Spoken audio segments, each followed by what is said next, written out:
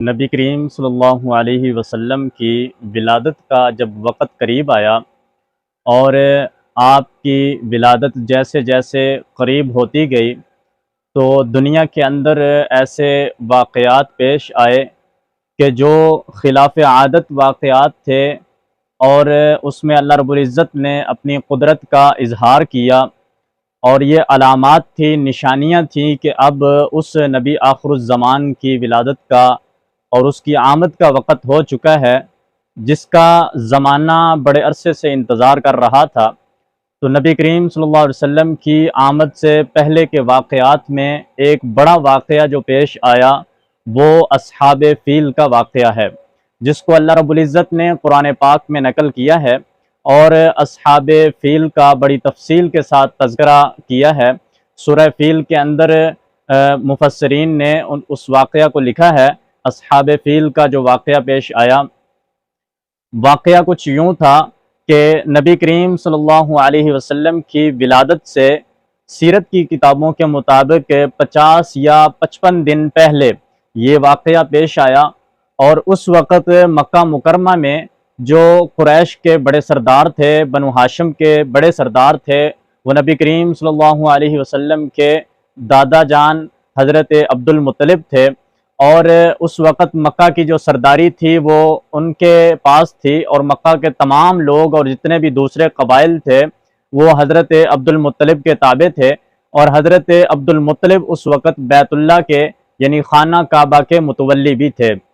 یہ بیت اللہ کا اور خانہ کعبہ کا جو کام تھا، جو خدمت تھی، یہ بڑے عرصے سے اسی خاندان میں چل رہا تھا، بلکہ یوں کہا جائے کہ ابتدا سے ہی اسی خاندان میں یہ کام چل رہا تھا کہ سب سے پہلے خانہ کعبہ کو، بیت اللہ کو حضرت ابراہیم علیہ السلام نے تعمیر کیا، اور پھر ان کے بیٹے حضرت اسماعیل علیہ السلام بیت اللہ کے پاس مقیم ہو گئے، اور انہوں نے اسی جگہ پر ایک قبیلہ جو جرہم آباد ہوا تھا ان میں شادی کی۔ پھر حضرت اسماعیل علیہ السلام کے بچے ہوئے، اور وہ بھی بیت اللہ کے پاس ہی رہے، مکہ مکرمہ میں مقیم رہے اور بیت اللہ کی خدمت کرتے رہے۔ اور جیسے اللہ رب العزت نے حضرت ابراہیم علیہ السلام کو حکم فرمایا تھا کہ میرے گھر کو پاک صاف کر کے رکھو ان لوگوں کے لیے جو حج کرنے کے لیے آتے ہیں، عمرہ کرنے کے لیے آتے ہیں، بیت اللہ کی زیارت کے لیے دور دراز سے سفر کر کے آتے ہیں،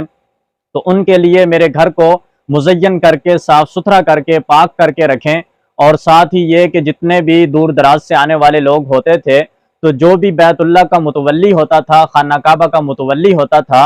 اس کی حفاظت کرنے والا ہوتا تھا، اس کی دیکھ بھال کرنے والا ہوتا تھا، تو اسی کی ذمہ داری تھی کہ دور دراز سے آنے والے جتنے بھی لوگ ہوتے تھے جو حج کے لیے آتے تھے اور بیت اللہ کی زیارت کے لیے آتے تھے، تو ان کی خدمت بھی انہی کے ذمہ ہوتی تھی۔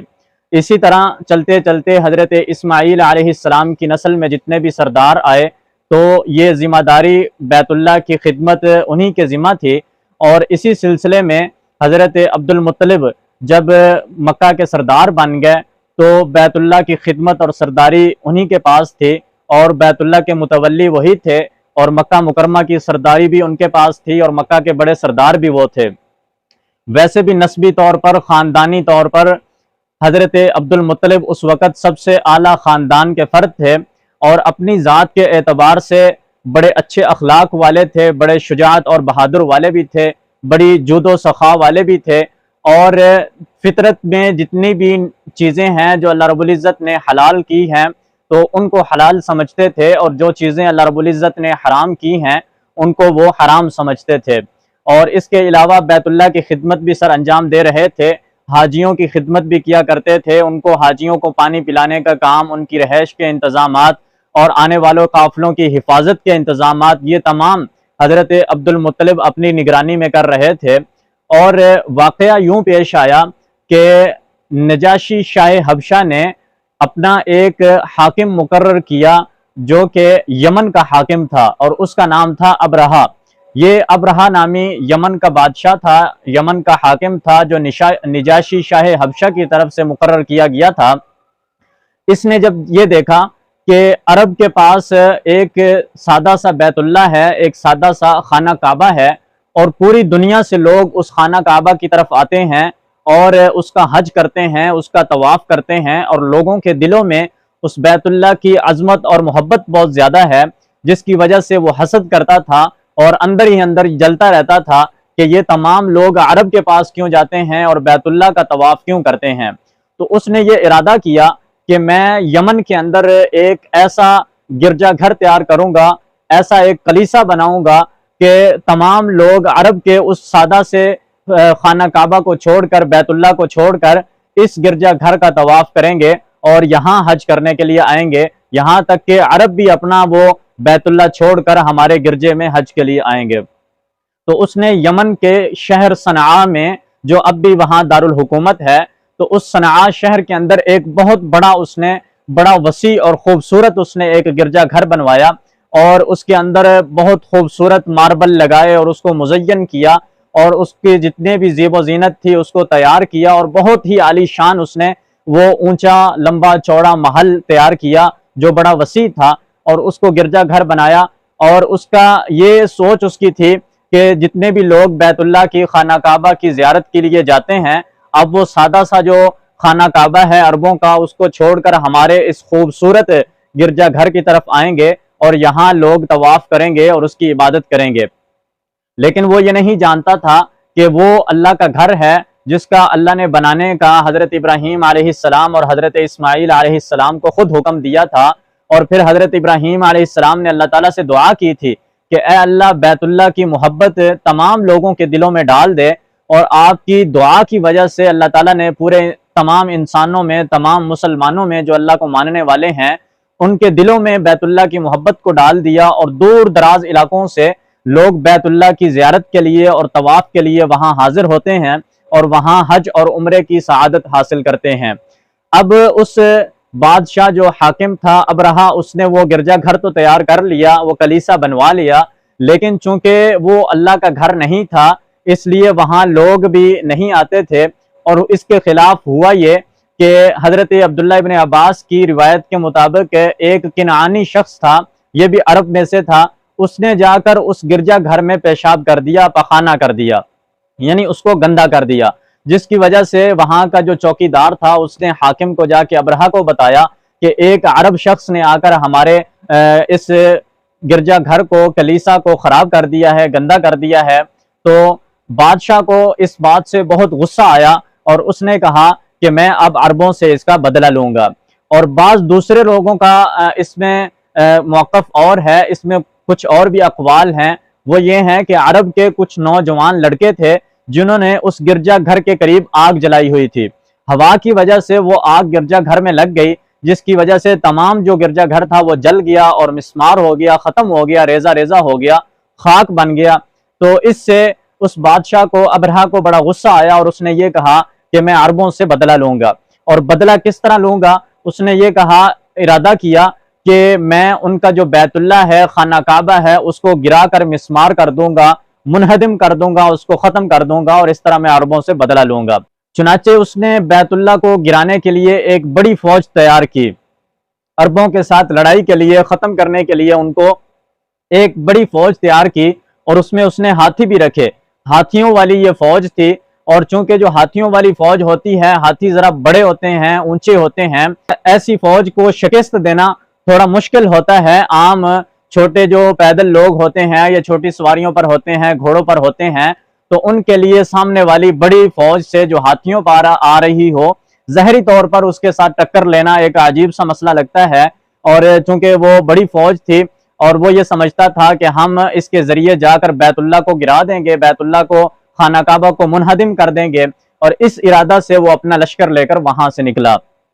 جیسے ہی راستے میں اس کے عرب کے قبائل آتے تھے تو وہ جتنے بھی قبیلے تھے وہ اپنے اعتبار سے اور اپنے وسائل اور اپنے اسباب کے ذریعے وہ اس کے ساتھ ٹکر لیتے تھے اور اس کے ساتھ جنگ بھی کرتے تھے، لیکن چونکہ وہ چھوٹے چھوٹے قبیلے تھے اور ابرہہ کے پاس ایک بہت بڑا لشکر تھا، ایک بڑی فوج تھی، کیونکہ یہ باقاعدہ ایک بادشاہ تھا اور پورے ملک کی فوج اس کے تابع تھی، تو یہ ایک بڑی فوج کے ساتھ اور ساز و سامان کے ساتھ آ رہا تھا۔ تو وہ عرب کے جو چھوٹے چھوٹے قبیلے تھے وہ اس کے سامنے نہیں ٹھہر سکتے تھے اور شکست کھا جاتے تھے۔ تو جو بھی راستے میں عرب قبائل ان کے سامنے آتے تھے تو ان کو یہ تہس نہس کرتے ہوئے آگے بیت اللہ کی طرف بڑھ رہے تھے۔ جب یہ مکہ مکرمہ کے قریب پہنچے تو وہاں پر ایک جگہ پر انہوں نے اپنا پڑاؤ ڈالا، اپنے لشکر کو روکا اور پیغام بھیجا کہ عرب کے جو لوگ ہیں، مکہ مکرمہ کے جو لوگ ہیں، ان کو میرا پیغام پہنچایا جائے کہ میں اب ان کے گھر بیت اللہ کو، ان کی عبادت گاہ کو، خانہ کعبہ کو گرانے کے لیے آیا ہوں۔ اگر وہ اس کو خالی کر دیں، چھوڑ دیں، تو میرا ان کے ساتھ کوئی دشمنی نہیں ہے، میں ان کو کچھ نہیں کہوں گا، اور اگر وہ میرے سامنے آئیں گے تو خانہ کعبہ کے ساتھ ساتھ میں ان کو بھی تہس نہس کر دوں گا اور ختم کر دوں گا، سب کو قتل کر دوں گا۔ اس وقت چونکہ مکہ مکرمہ کے سردار حضرت عبد المطلب تھے اور آپ بیت اللہ کے متولی بھی تھے، تو حضرت عبد المطلب ابرہہ کے پاس آئے۔ اس سے پہلے ایک واقعہ یہ بھی پیش آیا کہ مکہ کے جو لوگ تھے، مکہ کے جو سردار تھے، ان کے کچھ جانور، اونٹ وغیرہ مکہ سے باہر چراگاہوں میں چر رہے تھے۔ ابرہہ کا لشکر جب وہاں پہنچا تو انہوں نے وہ تمام جانور اور اونٹ اپنے قبضے میں لے لیے۔ اس میں سے حضرت عبد المطلب کے 200 اونٹ تھے، وہ بھی ابرہہ کی فوج نے اپنے قبضہ میں لے لیے۔ جب حضرت عبد المطلب وہاں ابرہہ کے پاس آئے تو وہ بادشاہ اپنے تخت پر بیٹھا ہوا تھا، لیکن جب اس نے حضرت عبد المطلب کو دیکھا تو حضرت عبد المطلب بڑے حسین و جمیل تھے، بڑے خوبصورت تھے، اور جسمانی طور پر آپ کی جو جسمانی ساخت تھی وہ بڑی مضبوط تھی اور بہت ہی عمدہ اور خوبصورت تھی، اور یوں لکھتے ہیں کہ آپ کا چہرہ 14ویں رات کے چاند سے بھی زیادہ چمکدار تھا، اور ہوتا بھی کیوں نہ کہ وہ نبی کریم صلی اللہ علیہ وسلم کے دادا تھے، جد امجد تھے۔ تو اسی طرح اللہ رب العزت نے آپ کو خاندانی حسن و جمال بھی عطا کیا، خاندانی شرافت بھی عطا کی، اور آپ کو خاندانی رعب اور دبدبہ بھی عطا کیا تھا۔ تو عبد المطلب کے اس رعب اور دبدبہ کو دیکھ کر اور اس حسن و جمال اور شان و شوکت کو دیکھ کر وہ ابرہہ بادشاہ بڑا مرعوب ہوا، اور وہ اپنے تخت سے نیچے اتر کر حضرت عبد المطلب کے ساتھ فرش پر بیٹھ گیا۔ جب وہ فرش پر بیٹھا اور انہوں نے آپس میں بات چیت شروع کی تو باتوں باتوں میں حضرت عبد المطلب نے اس سے یہ مطالبہ کیا کہ میرے جو 200 اونٹ آپ کے فوجیوں نے، آپ کے لشکر والوں نے پکڑ لیے ہیں، وہ مجھے واپس کر دیے جائیں۔ تو اس سے وہ بادشاہ جو ابرہہ تھا وہ بڑا متعجب ہوا، اور اس نے تعجب کے ساتھ یہ پوچھا کہ میں تو تمہاری عبادت گاہ کو گرانے کے لیے آیا ہوں، میں اس خانہ کعبہ کو گرانے کے لیے آیا ہوں جو تمہارا اور تمہارے آباء و اجداد کا مذہب ہے، دین ہے، تمہاری عبادت گاہ ہے، لیکن تم بیت اللہ کو بچانے کے بجائے، خانہ کعبہ کی فکر کرنے کے بجائے اپنے اونٹوں کی فکر کر رہے ہو، اپنے اونٹوں کو بچا رہے ہو۔ تو اس پر حضرت عبد المطلب نے یہ فرمایا کہ دیکھو، اونٹوں کا مالک میں ہوں، اس لیے اونٹوں کی میں فکر کر رہا ہوں، میں ان کی حفاظت کروں گا، ان کو بچاؤں گا، اور انہیں حاصل کرنے کے لیے آپ کے پاس آیا ہوں۔ لیکن بیت اللہ کا، خانہ کعبہ کا جو مالک ہے وہ اللہ تعالیٰ ہے، اور وہ خود دیکھ لے گا اپنے گھر کو، وہ اپنے گھر کی حفاظت کرنا بخوبی جانتا ہے۔ یہ بات کہہ کر حضرت عبد المطلب نے اپنے اونٹ لیے، ابرہہ بادشاہ نے اپنی فوج کو حکم دیا کہ وہ حضرت عبد المطلب کے اونٹ واپس کر دیں۔ حضرت عبد المطلب اپنے اونٹوں کو لے کر آئے اور ان تمام اونٹوں کو بیت اللہ کی نظر کر دیا۔ اس کے بعد تمام مکہ والوں کو یہ حکم دیا کہ وہ مکہ کو خالی کر کے پہاڑوں کی طرف چلے جائیں، اور چند ایسے لوگوں کو اپنے ساتھ لیا جو بڑے مقرب لوگ تھے اور نیک لوگ تھے، ان کو چن چن کے کچھ لوگوں کو اپنے ساتھ لے کر بیت اللہ کے پاس گیا، بیت اللہ کا غلاف دیوار کو پکڑ کر اللہ تعالیٰ سے دعائیں کی، اور حضرت عبد المطلب نے یہ کہا کہ اے اللہ، ہر گھر والا اپنے گھر کی حفاظت کرتا ہے، اور یہ بیت اللہ خانہ کعبہ تیرا گھر ہے، تو ہی اس کی حفاظت فرما۔ ہم اس فوج کے سامنے عاجز ہیں، کمزور ہیں، ہم اس کی حفاظت نہیں کر سکتے، اے اللہ تو خود ہی اپنے گھر کی حفاظت فرما۔ اور یہ جو صلیب والے اپنی تدبیریں اختیار کر رہے ہیں اور تیری طاقت کے ساتھ ٹکر لے رہے ہیں، تیری طاقت کو چیلنج کر رہے ہیں اور تیرے گھر کو گرانے کے لیے آئے ہیں، اے اللہ ان کو نیست و نابود کر دے اور تو اپنے گھر کی حفاظت فرما۔ حضرت عبد المطلب یہاں دعا کر کے اور اپنے تمام لوگوں کو، اپنے مکہ والوں کو لے کر پہاڑوں کی طرف چلے گئے اور پہاڑوں پر جا کر انتظار کرنے لگے۔ اب ابرہہ کا جو لشکر تھا وہ اپنی اس بدنیتی کے ساتھ بیت اللہ کو گرانے کے ارادے سے آگے چلا۔ جیسے ہی وہاں سے وہ آگے چلا تو اللہ تعالیٰ نے پرندوں کی ایک فوج بھیجی، یعنی وہ یہ نہیں جانتا تھا، وہ یہ سمجھتا تھا کہ دنیاوی اعتبار سے اس کے پاس بڑا جنگی ساز و سامان ہے اور اس کے پاس بڑے بڑے ہاتھی ہیں، اس کو کوئی شکست نہیں دے سکتا، لیکن وہ یہ نہیں جانتا تھا کہ وہ اس رب کے ساتھ ٹکر لینے کے لیے جا رہا ہے جس نے ایک مچھر کے ذریعے نمرود کی طاقت کو ختم کیا اور اسے مروا دیا تھا، قتل کروا دیا تھا، اور وہ جو چاہتا ہے، جس چیز کے ذریعے چاہتا ہے کر گزرتا ہے، اور اس سے کوئی بھی مقابلہ کرنے والا نہیں ہے اور کوئی بھی اس کو روکنے والا نہیں ہے۔ تو اللہ تعالیٰ کی طاقت کا، اللہ کی قدرت کا ان لوگوں کو اندازہ نہیں تھا۔ جب وہ لشکر لے کر آگے بڑھا تو اللہ رب العزت نے پرندوں کی ایک فوج بھیجی، اور وہ پرندے ایسے تھے کہ اس سے پہلے لوگوں نے کبھی نہیں دیکھے تھے، اور کبوتر سے کچھ چھوٹے چھوٹے سائز کے وہ پرندے تھے، اور ان تمام پرندوں کی چونچ میں ایک ایک کنکری تھی، اور دو دو کنکریاں ان کے پنجوں میں تھی،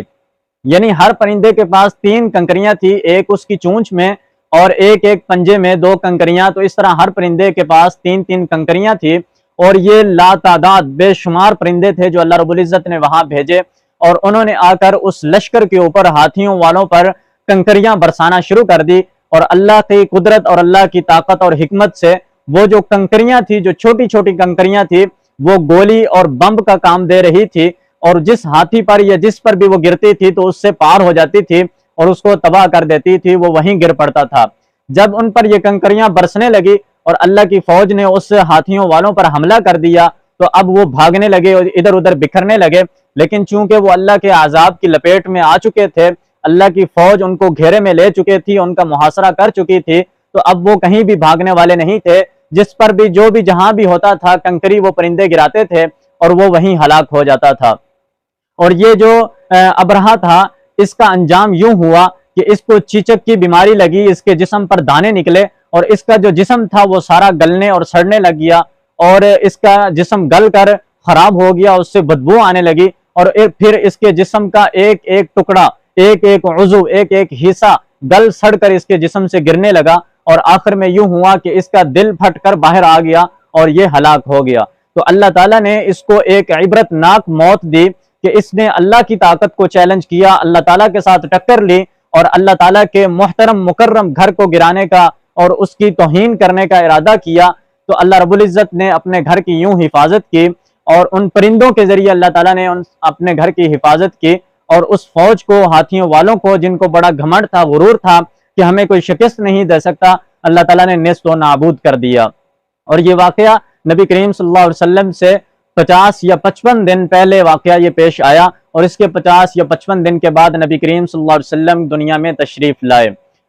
آپ کی آمد سے پہلے یہ آپ کی ولادت کی نشانیوں میں سے ایک بڑی نشانی تھی، جو اللہ نے خلاف عادت عرب کی مدد کی اور اس لشکر کو نیست و نابود کیا، اور بیت اللہ کی حفاظت کی اللہ تعالیٰ نے ان پرندوں کے ذریعے۔ اور پھر نبی کریم صلی اللہ علیہ وسلم پر جب وحی نازل ہوتی تھی تو اللہ تعالیٰ نے قرآن کریم میں سورہ فیل کے اندر، فیل کا معنی ہی ہاتھی ہے، ہاتھی کو عربی میں فیل کہتے ہیں، تو اللہ تعالیٰ نے سورہ فیل میں اس کا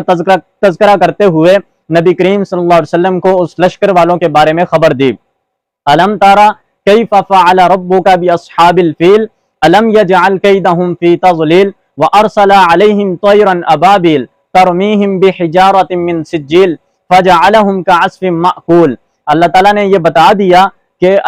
کیا آپ نے نہیں دیکھا ان ہاتھیوں والوں کو کہ تیرے رب نے ان کے ساتھ کیا کیا، یعنی ان کی تمام تدبیروں کو اللہ تعالیٰ نے خاک میں ملا دیا، اور اللہ رب العزت نے ابابیل پرندے بھیجے جو اللہ کی فوج تھی، جنہوں نے ان پر کنکریاں برسائی اور ان کو دنیا ہستی سے مٹا دیا، اور ان کا عبرت ناک انجام ہوا۔ اللہ رب العزت نے اس واقعہ کی خبر نبی کریم صلی اللہ علیہ وسلم کو قرآن پاک میں دی کہ آپ اپنے ساتھیوں کو بھی بتائیں کہ اللہ کی قدرت، اللہ کی طاقت کتنی بڑی ہے، اللہ کتنے بڑے ہیں کہ جب وہ چاہتے ہیں اور جس چیز کے ذریعے بھی چاہتے ہیں وہ کچھ بھی کر سکتے ہیں، اور اللہ کو کوئی پوچھنے والا نہیں ہے۔ تو چھوٹے چھوٹے پرندوں سے اللہ تعالیٰ نے بڑے بڑے ہاتھیوں کو ہلاک کر کے دکھایا، اور اللہ رب العزت نے یہ نبی کریم صلی اللہ علیہ وسلم کی آمد کی خوشخبری دی کہ اب وہ نبی آخر الزمان دنیا میں تشریف لانے والا ہے، جس کا زمانے کو بڑی دیر سے انتظار تھا۔